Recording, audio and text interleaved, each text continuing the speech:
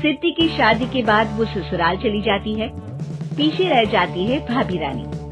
सिद्धि के ससुराल जाते ही भाभी कहती है, अरे वाह जी वाह, सारे कपड़े मेरे। हाय रे पैंट, अरे वाह वाह, मजा आ जाएगा। अरे ये सिद्धि की अलमारी के सामने खड़े होकर क्या बड़बड़ा रही है?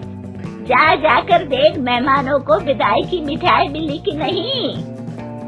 अब हाँ माँ जी, क्यों नहीं, लेकिन पहले कपड़े तो बदल लूं। अब रानी आ जाती है सिद्धि के उन कपड़ों में जो वो ससुराल जाने से पहले घर छोड़ जाती है। अरे रानी, कुछ दिन रुक जाती। अरे ये तो सिद्धि बिटिया को मैंने ही दिया था, बड़ा ही फबता था उस पर, तुझ पर तो कुछ खास नहीं लग रहा। अब वो ना मेरे सारे कपड़े गीले थे तो सोचे पहन लूं। वैसे भी सिद्धि को कौन सा भी पुराने आउटडेटेड कपड़ों को पहनना है। वैसे भी ये सूट तो मैंने तभी पहना था, वैसे खास है भी नहीं ये। हाँ ठीक है, लेकिन ना मेरी सिद्धि पर तो जमता था। सारे मेहमान चले जाते हैं और सिद्धि ससुराल से मायके पहली बार आती है। अपना घर, अपना कमरा, अपनी अलमारी। ये बोलकर जैसे ही सिद्धि अलमारी खोलती है तो सामने उसके कपड़ों की जगह कुछ और ही रखा होता है। माँ, ओ माँ, जरा कमरे में तो आना।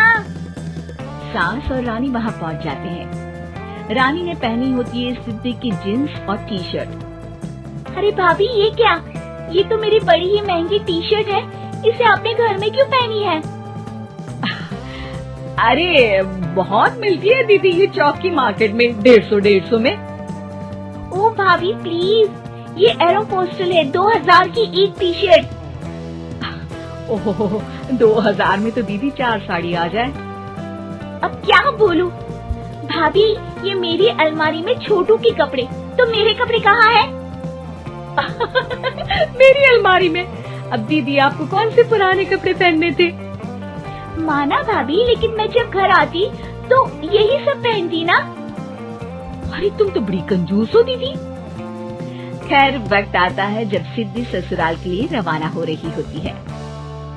अरे रानी, अंदर से सिद्धि का गिफ्ट ले आ, लड़की पहली बार ससुराल से मायके आई है। रानी अंदर जाती है और एक सिंपल सी साड़ी लेकर बाहर आ जाती है। ये लीजिए माँ जी। सास बेटी को गिफ्ट देकर ससुराल भेजती है। अगले दिन रानी एक सुंदर सी साड़ी पहनकर सामने आती है। अरे रानी, ये तो वो साड़ी है जो मैंने सिद्धि को देने के लिए दी थी जब वो ससुराल ले जाती, लेकिन ये तूने कैसे पहन ली? अरे माँ जी, ये साड़ी तो मुझे बहुत पहले से ही पसंद थी, लेकिन चिंता ना करिए, मैंने सिद्धि के लिए भी अच्छी सी साड़ी दी है। हाँ। तभी सिद्धि का फोन आता है। क्या माँ, कुछ अच्छा तो दिया होता ससुराल ले जाने के लिए। अरे पहले दिखा दिया होता। ये चमकते हुए पैकेट में नौकरानी वाली साड़ी मत दिया करो माँ।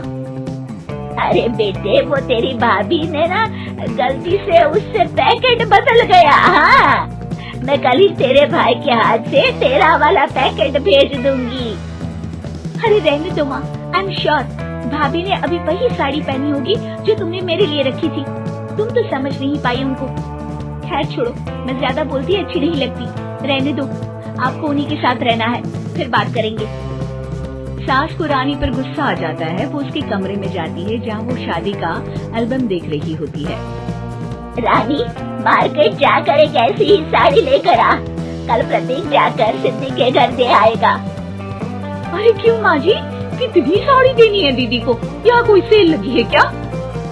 अरे चुप कर, मेरे बेटी के हिस्से की साड़ी खुद पहन ली, अब ज्यादा ज्ञान बांट रही है। एक दिन सिद्धि का फोन आता है। माँ, मेरी सास ने आज सबको खाने पर बुलाया है। सारे लोग सिद्धि के ससुराल पहुँचते हैं। खाना खाकर वो लोग निकल रहे होते हैं कि सिद्धि की सास सभी को गिफ्ट देती है। अरे बहन जी, बेटी के घर का खाना खा लिया, यही बहुत है जो आप ऊपर से गिफ्ट भी दे रही है। अरे बहन जी, आप भी कहाँ इन बातों पर विश्वास कर रही हैं।